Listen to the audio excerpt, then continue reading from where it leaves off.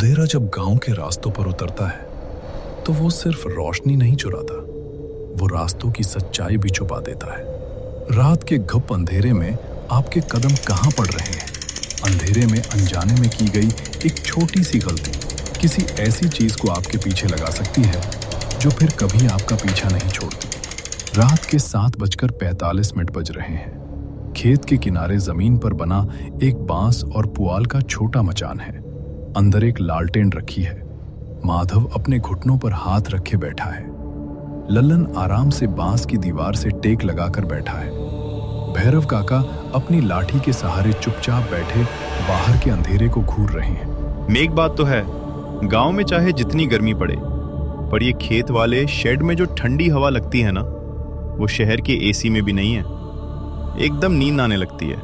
नींद लेने नहीं आए हैं लल्लन बाबू, फसल की रखवाली करनी है। और जरा बाहर मुंडी निकाल कर देख, हवा ठंडी तो है पर आसमान देख रहा है, एकदम काला तवा हो रखा है। मुझे तो लग रहा है आज रात भारी बारिश होने वाली है। अरे तो होने दो बारिश, अपन तो मचान के अंदर बैठे हैं। लेकिन ये अपना किशनवा कहाँ रह गया? 7 बजे का बोलकर गया था, 8 बजने वाले हैं। मुझे तो लग रहा है उसकी घरवाली ने आज कड़ी चावल बनाए होंगे, आराम से दबा के खा रहा होगा। खाने का तो ठीक है, पर उसे आना तो खेत के कच्चे रास्ते से ही है। और वो अपनी टॉर्च भी कल ही बता रहा था कि खराब हो रही है। इस घुप अंधेरे में बिना रोशनी के। अंधेरा कोई परेशानी नहीं है माधव, परेशानी वो सन्नाटा है जो इस अंधेरे के साथ आया है। कैसा सन्नाटा काका? हवा तो चली रही है इतनी तेज। हवा चल रही है लल्लन, पर क्या तुम्हें किसी जानवर या कीड़े की आवाज आ रही है? मेंढक, झींगुर सब अचानक चुप हो गए हैं। जब कुदरत ऐसे अपनी सांस रोक लेना तो समझ जाना चाहिए। काका, आप ना एकदम से माहौल को डरावना बना देते हो। किशन आता ही होगा, पहलवान आदमी है। अरे काका तो मजाक कर रहे हैं माधव। काका को तो बस कोई पुरानी कहानी सुनाने का बहाना चाहिए। क्यों काका, सही बोला ना? गांव के बाहर का कच्चा रास्ता। किशन तेज तेज कदमों से पगडंडी पर चल रहा है। उसके एक हाथ में पुरानी टॉर्च है जिसकी पीली रोशनी बार बार झपक रही है। हवा तेज है। किशन को कोई डर नहीं है, वो बस थोड़ी झुंझलाहट में है। लो, हो गया काम। अब इस अंधेरे में अंदाजे से ही चलना पड़ेगा। चलो, वो पुराना बरगद तो आने ही वाला है। वहां से तो खेत की पगडंडी सीधी है। पगडंडी का वो हिस्सा जहां एक बहुत ही विशाल बरगद का पेड़ है। ये इलाका पूरी तरह से अंधेरे में डूबा है। पेड़ की मोटी जड़ें ऊपर से लटक रही हैं। जमीन पर बिल्कुल बीच रास्ते में एक गोल घेरा बना है जिसके बीच में एक बड़ा सा नींबू और उसमें कुछ कीले ठुकी हैं। ये टोटका किसी ने वहां रखा है। किशन अपनी धुन में तेज तेज चलता हुआ आ रहा है। उसका ध्यान आसमान के बादलों पे है कि कहीं बारिश ना शुरू हो जाए। हवा बहुत ठंडी हो गई है। लल्लन और माधव मचान पे बैठे इंतजार कर रहे होंगे। किशन का भारी जूता सीधा उस कीलों वाले नींबू पर पड़ता है। नींबू पूरी तरह से कुचल जाता है और घेरा टूट जाता है। धत तेरे की, ये बीच रास्ते में कौन सा जंगली गूलर या गोबर पड़ा था? पूरा जूता गंदा कर दिया। बिजली की उस पल भर की सफेद रोशनी में एक सेकंड के लिए पेड़ की डाल पर बैठी एक खौफनाक कंकाली देती है। उसकी आंखों में सिर्फ काले गड्ढे हैं और वो नीचे किशन को देख रही है। लो, बारिश भी शुरू हो गई। जूते का कीचड़ और फैल जाएगा। किशन गीली घास पर जूता पोंछता है जिससे जूते में लगा वो नींबू और टोटके का रंग धुल जाता है। उसे पता ही नहीं चलता कि उसने क्या कुचला था। वो बिना पीछे देखे तेजी से मचान की तरफ भागने लगता है। मचान के अंदर सब बैठे हैं। बाहर से हल्की बारिश की आवाज आ रही है। किशन भागता हुआ मचान के अंदर घुसता है। लो भाई, आ गया अपना पहलवान। यार तूने तो बहुत देर कर दी। अरे क्या बताऊं माधव भाई, वो अपनी टॉर्च है ना, रास्ते में ही धोखा दे गई। पूरा रास्ता अंधेरे में पार करके आया हूं। ऊपर से ये बारिश शुरू हो गई। अरे तो अंधेरे में किसी भूत प्रेत से नहीं टकराए क्या रास्ते में? काका तो यहाँ माहौल बना रहे थे कि अंधेरे में कुछ ना कुछ मिल ही जाता है। भूत तो नहीं मिला लल्लन बाबू, पर रास्ते में उस पुराने बरगद के पास किसी जानवर का गोबर या कुछ सड़ा हुआ फल जरूर पड़ा था। सीधा पैर उसी पर पड़ा मेरा।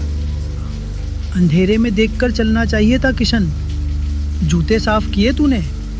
हाँ काका, वहीं रास्ते में गीली घास पर रगड़ दिए थे। और फिर बारिश भी तो हो रही है, सब साफ हो गया होगा। काका या कोई और किशन के जूतों पर ध्यान नहीं देता। किसी को पता नहीं चलता कि किशन ने असल में क्या कुचला है। सब नॉर्मल हो जाता है। चारों लोग मचान पर आराम से बैठे हैं। बाहर बारिश थोड़ी और तेज हो जाती है। लालटेन की पीली रोशनी मचान के अंदर फैली है। चलो, अच्छा हुआ तू बारिश तेज होने से पहले पहुंच गया। अब रात भर यहीं काटना है। यार माधव, हवा कुछ ज्यादा ही ठंडी नहीं हो गई अचानक? मेरी तो पीठ एकदम सुन्न हो रही है। अरे बारिश की वजह से ठंड लग रही होगी तुझे। भीग जो गया है थोड़ा। किशन, नहीं यार, ऐसा लग रहा है जैसे ठीक मेरी पीठ के पीछे कोई बर्फ रखकर खड़ा हो। किशन के पीछे की बांस की दीवार है। वहां बाहर अंधेरे में दो लंबी, सूखी और भयानक हड्डियों वाली उंगलियां बांस की दरारों के बीच से अंदर की तरफ घुसती हुई दिखाई देती हैं, ठीक किशन की गर्दन के पीछे। किशन को इसका बिल्कुल पता नहीं है। किशन, तूने अभी कहा ना कि तू पुराने बरगद वाले रास्ते से आया है। तुझे पता है लोग सूरज ढलने के बाद उस पेड़ के पास से क्यों नहीं गुजरते? क्यों काका, ऐसा क्या हुआ था वहां? किशन अनजाने में मौत को अपने साथ ले आया था। आखिर क्या था उस बरगद का इतिहास? और क्या भैरव काका की कहानी इन्हें आने वाले खौफ से बचा पाएगी? तूफान जब बाहर से आता है तो वो छप्पर उड़ाता है, लेकिन जब तूफान किसी अनजाने खौफ का हो तो वो सीधे इंसान के दिमाग पर वार करता है। मचान के अंदर चारों लोग बैठे थे। बाहर बारिश और हवा का शोर इतना था कि कोई किसी की धड़कन भी नहीं सुन सकता था। किशन को लग रहा था कि उसने रास्ते के अंधेरे को पीछे छोड़ दिया है, पर सच तो ये था कि अंधेरा अब उसके साथ मचान के अंदर बैठ चुका था। माधव भाई, अगर ये बारिश रात भर ऐसे ही चलती रही ना तो सुबह खेत में फसल नहीं, सिर्फ कीचड़ की खेती मिलेगी। सही टाइम पे आ गया तो किशनवा, वरना इस आंधी में उड़ के सीधा दूसरे गांव में गिरता। अरे ऐसे कैसे उड़ जाऊंगा? पर हाँ, हवा में धार बहुत है आज। थोड़ा पीछे होकर बैठता हूँ, सामने से बौछार आ रही है। जरा लालटेन के आगे अपना गमछा लगा दे। हवा के झोंके से उसकी लौ बहुत कांप रही है। लो, हो गया काम, अंधेरा हो गया। अरे माधव भाई, माचिस निकालो जल्दी। इस खूब अंधेरे में कोई कीड़ा कांटा ना चढ़ जाए ऊपर। अरे रुक जा भाई, हवा इतनी तेज है कि तीली सुलगते ही बुझ जा रही है। तू पीछे हट थोड़ा। आह माधव, जल्दी जला यार, मेरी पीठ में पीछे से कुछ चुभ रहा है, बहुत नुकीला सा है। बिजली जोर से चमकती है। उसे एक पल की सफेद रोशनी में दिखता है कि किशन अपनी पीठ खुजला रहा है और ठीक उसके पीछे बांस की दीवार की दरार से एक जली हुई लकड़ी जैसी काली और लंबी नाखूनों वाली उंगली अंदर की तरफ धसी हुई है, जो किशन की शर्ट को खुरच रही है। पर बिजली चमकते ही उंगली तुरंत बाहर खिंच जाती है। लो, जल गई। क्या चुभ रहा था तुझे किशन? बांस का कोई कोना निकला होगा। पता नहीं यार, कोई बांस नहीं था वो। ऐसा लगा जैसे किसी ने कोई जली हुई बहुत ठंडी लकड़ी सीधे मेरी पीठ में गड़ा दी हो, एकदम बर्फ जैसी ठंडी। काका, ये उस बरगद वाले रास्ते पर असल में चक्कर क्या है? लोग रात में वहां जाने से इतना खौफ क्यों खाते हैं? तूने उस रास्ते का इतिहास पूछा है किशन, तो सुन। आज से कई साल पहले की बात है। हमारा गांव एकदम सुखी था। फिर एक दिन ना जाने कहां से एक अनजान औरत इस गांव में आ गई। उसने उसी बरगद के पेड़ के नीचे अपनी झोपड़ी डाल ली। कौन थी वो काका? गांव वालों ने उसे वहां रहने कैसे दिया? कोई नहीं जानता वो कौन थी या कहां से आई थी। वो किसी से बात नहीं करती थी, दिन भर अपनी झोपड़ी में बंद रहती, और जैसे ही रात का अंधेरा होता वो बरगद के पेड़ के नीचे बैठकर कुछ खौफनाक पूजा और तंत्र मंत्र शुरू कर देती थी। उसके आने के कुछ दिन बाद ही गांव में अजीब सी घटनाएं होने लगी। गांव की गाय भैंसों ने दूध देना बंद कर दिया। कई घरों के बच्चे अचानक बीमार पड़ने लगे और सबसे बड़ी बात, उस साल बारिश की एक बूंद नहीं गिरी। पूरा गांव सूखे की मार से तड़पने लगा। सबको समझ आ गया था कि ये सब उसी डायन के काले जादू का असर है। फिर क्या किया गांव वालों ने? उसे भगाया नहीं? गांव के सब लोग मिलकर गए। प्रधान जी ने भी हाथ जोड़कर और फिर धमकी देकर उसे गांव की सीमा से चले जाने को कहा, पर वो टस से मस नहीं हुई। उल्टे उसने गांव वालों को श्राप दे दिया कि वो इस पेड़ को कभी नहीं छोड़ेगी। और फिर एक रात बिल्कुल आज जैसा ही तूफान आया। ऐसी बारिश जो रुकने का नाम नहीं ले रही थी। सब लोग अपने घरों में दुबके थे, पर वो औरत, वो उस भयानक तूफान में भी बरगद के ठीक नीचे बैठकर अपनी कोई खौफनाक पूजा कर रही थी। तभी आसमान से मौत बनकर बिजली गिरी। कुदरत ने उसका इंसाफ कर दिया था। पेड़ का एक हिस्सा जल गया और वो औरत उसी आग में जिंदा जल गई। गांव वालों को लगा कि अब बला टल गई, पर उन्हें क्या पता था कि वो औरत मरी नहीं, बल्कि उसकी रूह उसी जली हुई छाल और जड़ों में समा गई है। मचान में सन्नाटा पस रहा है। लल्लन की आंखें डर से फटी हुई हैं। किशन के चेहरे का रंग उड़ता जा रहा है। बाहर बारिश लगातार हो रही है। तो काका, अगर वो औरत वहीं जल के राख हो गई थी, तो फिर आज इतने सालों बाद भी लोग रात में उस रास्ते से जाने में इतना खौफ क्यों खाते हैं? क्योंकि बात वहां खत्म नहीं हुई किशन। उस जली हुई औरत की रूह उसी बरगद में बस गई। ये बात दूर पहाड़ों के अघोरियों तक पहुंच गई। वो उस पिशाचनी को खत्म करने नहीं आए, वो उसका इस्तेमाल करने आते हैं। इस्तेमाल? कैसा इस्तेमाल काका? आज भी जब कोई भारी रात होती है तो वो अघोरी तांत्रिक रात के अंधेरे में गुपचुप उस बरगद के पास आते हैं। वो पिशाचिनी की ताकत खींचने के लिए रास्ते के बिल्कुल बीचों बीच ताज़ा तंत्र मंत्र और काले टोटके करके चले जाते हैं। इसीलिए वहाँ हमेशा कुछ ना कुछ अजीब होता रहता है।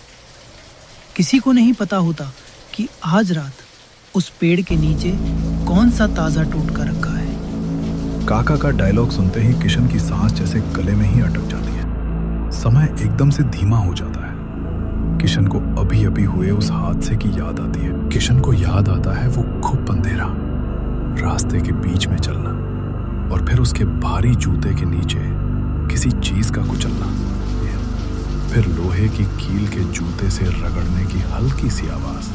खुर। काका, मुझे लग रहा है मुझसे कोई बहुत बड़ा अनर्थ हो गया है। काका, जब मैं आ रहा था तो बिल्कुल बीच रास्ते में मेरे जूते के नीचे कोई चीज बुरी तरह कुचल गई, जैसे कोई बड़ा सा फल हो और उसमें से कोई नुकीली चीज जैसे लोहे की कीलें मेरे जूते के किनारे से रगड़ी थी। मैंने उसे कोई जंगली गूलर या गोबर समझकर घास पर पोंछ दिया था। क्या? नींबू और कीले? काका झटके से अपनी जगह से उठते हैं। उनका चेहरा डर से सफेद पड़ गया है। इससे पहले कि कोई कुछ बोल पाए, मचान का माहौल अचानक पूरी तरह बदल जाता है। काका, ये अचानक इतनी बर्फ जैसी ठंड कहाँ से आ गई? और ये जली हुई लकड़ी की सड़ांध कैसी आ रही है? बिजली की उस तेज सफेद रोशनी में किशन के ठीक पीछे वाली पतली बांस की टाट दीवार पर बाहर से एक बहुत बड़ा और खौफनाक साया उभरता है। वो साया किसी औरत का है जिसके बाल हवा में उड़ रहे हैं। माधव, वो बाहर है, वो मेरे ठीक पीछे खड़ी है। कोई अपनी जगह से नहीं हिलेगा जब तक हम अंदर हैं वो सीधा वार नहीं कर सकती। कोई आवाज मत करना। वो खौफनाक साया दीवार के पार धीरे धीरे नीचे झुकता है। लालटेन की नीली लो और भी छोटी हो जाती है। अचानक मचान की बांस की टाट में बने एक छोटे से छेद के पास कोई हलचल होती है। बांस की दीवार के उस छोटे से छेद पर जूम करता है। उस छेद के ठीक उस पार से अंधेरे में चमकती हुई एक बिल्कुल सफेद बिना पुतली वाली आंख अंदर झांक रही है। वो आंख सीधे किशन को घूर रही है। किशन का डर सच साबित हो चुका था। शापित बरगद की जली हुई पिशाचिनी मचान के ठीक बाहर खड़ी थी और उसका शिकार किशन था। क्या माधव और काका इस साए से किशन को बचा पाएंगे या लालटेन बुझते ही मचान के अंदर मौत का खेल शुरू होगा? दिल थाम कर इंतजार कीजिए इस खौफनाक रात के आखिरी पहर का। घुप अंधेरा है। सिर्फ बाहर चमकने वाली बिजली की रोशनी से मचान के अंदर का खौफनाक नजारा दिखता है। पिशाचिनी का जली हुई लकड़ी जैसा हाथ टूटी हुई बांस की दीवार से अंदर आकर हवा में टटोल रहा है। मचान टूट रहा है, भागो। अगर ये अंदर आ गई तो एक भी जिंदा नहीं बचेगा। सीधे गांव की तरफ भागना। मचान का छप्पर नीचे गिरने ही वाला होता है कि चारों लोग खुले खेत में छलांग लगा देते हैं। मूसलाधार बारिश उनके चेहरों पर चाबुक की तरह पड़ रही है। वो कीचड़ से सने हुए पागलों की तरह दौड़ना शुरू करते हैं। पीछे मत देखना, बस दौड़ते रहो। पिशाचनी सीधे किशन के पैरों पर झपकती है। उसके लंबे काले नाखून किशन के टखने में गहरे गड़ जाते हैं। किशन औंधे मुंह कीचड़ में गिर पड़ता है। किशन, माधव, काका, ये मुझे खींच रही है, मेरे पैर। पिशाचनी की ताकत इंसान से कहीं ज्यादा है। वो पलक झपकते ही किशन को घसीटते हुए खेत के किनारे मौजूद घनी कंटीली झाड़ियों और अंधेरे की तरफ खींचने लगती है। किशनवा, नहीं। माधव किशन को बचाने के लिए पीछे दौड़ने की कोशिश करता है, लेकिन भैरव काका अपनी पूरी ताकत से माधव को पीछे से पकड़ लेते हैं। पागल हो गया है, तू उसे नहीं बचा सकता। वो पिशाचिनी है, छोड़ दे उसे। माधव भाई, मुझे मत छोड़ो। किशन के दोनों हाथ कीचड़ में लकीरें बनाते हुए अंधेरी झाड़ियों के अंदर गायब हो जाते हैं। झाड़ियों के अंदर से सिर्फ कपड़ों के फटने और मांस नोचने जैसी एक बहुत ही भयानक खुरदरी आवाज आती है। किशनवा खत्म हो गया। भैरव काका, भाग माधव, वरना ही हमारा भी खून पिएगी। भाग। माधव, लल्लन और काका अपनी जान बचाकर पागलों की तरह दौड़ते हुए गांव की पक्की सड़क पर पहुंचते हैं। उनके चेहरों पर खौफ, कीचड़ और आंसू मिले हुए हैं। वो सीधे गांव के बीचों बीच बने सरपंच के बड़े पक्के घर की तरफ भागते हैं। सरपंच जी, दरवाजा खोलिए। सरपंच जी, गजब हो गया, दरवाजा खोलिए। कुछ सेकंड बाद अंदर से कुंडी खुलने की आवाज आती है। दरवाजा खुलता है। सरपंच जी एक लालटेन लिए खड़े हैं। उनके पीछे 2-3 और गांव वाले भी डंडे लेकर खड़े हैं। सरपंच उन तीनों की खौफनाक हालत देखकर सन्न रह जाते हैं। भैरव काका, माधव, ये क्या हालत बना रखी है? और इतनी रात गई, चीख पुकार काहे मचा रखी? किशन कहाँ है? किशनवा को वो खा गई सरपंच जी। वो कंकाली डायन उसे झाड़ियों में खींच ले गई। वो मर गया। डायन और झाड़ियों का नाम सुनते ही सरपंच और पीछे खड़े गांव वालों के चेहरों का रंग उड़ जाता है। झाड़ियां? कौन सी झाड़ियां काका? कहीं तुम लोग उस श्रापित बरगद वाले रास्ते से तो नहीं आ रहे थे? किशन ने अनजाने में उस पिशाचिनी का ताजा टोटका कुचल दिया था सरपंच जी। वो आजाद हो गई। उसने मचान तोड़ दिया। हम कुछ नहीं कर पाए। वो उसे घसीटकर अंधेरे में ले गई। हमें गांव के लड़कों को लेकर उसे ढूंढने जाना होगा। शायद वो जिंदा हो। सरपंच एक गहरा घूंट निकलता है। उसके चेहरे पर दया नहीं, बल्कि अपने गांव को बचाने का खौफ है। वो धीरे से पीछे की तरफ एक कदम हटाता है। नहीं काका, कोई कहीं नहीं जाएगा। क्या कह रहे हैं आप? वो हमारा भाई है। वो तड़प रहा होगा वहां। वो अब हमारा भाई नहीं रहा माधव। वो उस पिशाचनी का शिकार बन चुका है। तुम लोग गांव के नियम जानते हो। उस बरगद की जमीन पर सूरज ढलने के बाद कोई कदम नहीं रखता। अगर हम उसे ढूंढने गए तो वो पिशाचनी पूरे गांव में घुस जाएगी। एक की जान के लीले में पूरे गांव की बलि नहीं चढ़ा सकता। पंच जी, बस एक बार। सरपंच, मैंने कह दिया ना, कोई उस तरफ नहीं जाएगा। किशन अब इस दुनिया का नहीं रहा। अपने अपने घरों में जाओ और कुंडी लगा लो और दुआ करो कि वो सिर्फ किशन के खून से शांत हो जाए। खौफ ने इंसानी हमदर्दी का गला घोट दिया था, लेकिन कभी कभी दोस्ती के रिश्ते गांव के पुराने नियमों और मौत के खौफ से भी बड़े हो जाते हैं। लल्लन के अंदर का डर अब एक अजीब सी जिद में बदल रहा था। एक ऐसी जिद जो उसे सीधे मौत के जबड़े में ले जाने वाली थी। उठ जा लल्लन, सरपंच जी ठीक कह रहे हैं। अब कुछ नहीं हो सकता। वो जगह अब इंसानों के लिए नहीं बची है। चल, घर चल। घर? किस मुंह से घर जाऊं माधव? क्या बोलूंगा उसकी घरवाली को कि हम तीनों नामर्द अपनी जान बचाकर भाग आए और उसे उस डायन के हवाले कर दिया? होश में आ लल्लन, वो कोई मामूली जानवर नहीं है जिससे तू लड़ लेगा। वो पिशाचिनी है। वहां गया तो अपनी जान से भी हाथ धो बैठेगा। जान तो अंदर से मेरी भी सूख रही है काका, पर मैं अपने भाई को उस अंधेरे में तड़पने के लिए अकेला नहीं छोड़ सकता। तुम लोगों को गांव प्यारा है तो छुप कर बैठो। मैं जा रहा हूं अपने किशनवा को लाने। माधव और काका संग खड़े रह जाते हैं। लल्लन वापस उसी कच्चे रास्ते की तरफ भागने लगता है जहां से वो जान बचा कर आए थे। बिजली चमकती है और लल्लन का साया अंधेरे में गायब हो जाता है। किशन, कहाँ है तू भाई? लालटेन की रोशनी कीचड़ पर पड़ती है। वहां दो बहुत गहरे निशान हैं, जैसे किसी भारी चीज को जमीन पर घसीटा गया हो। उन निशानों के साथ साथ कीचड़ पर लाल रंग, खून मिला हुआ है। लल्लन की नजर थोड़ी आगे जाती है। घसीटे जाने के निशान झाड़ियों के बीच से होते हुए सीधे उसी पुराने श्रापित बरगद के पेड़ की तरफ जा रहे हैं। लल्लन झाड़ियों को हटाते हुए आगे बढ़ता है। वो बरगद के पेड़ की सीमा पर पहुंच जाता है। पेड़ का आधा हिस्सा जला हुआ है और उसकी मोटी जड़ें किसी भयानक अजगर की तरह जमीन पर फैली हैं। वहां एकदम घुप अंधेरा है। किशन, ओ किशन, अगर जिंदा है तो आवाज दे भाई। लल्लन भाई, मैं यहाँ हूँ। मुझे बहुत दर्द हो रहा है लल्लन। मेरी टांग टूट गई है। मुझे बाहर निकाल ले भाई।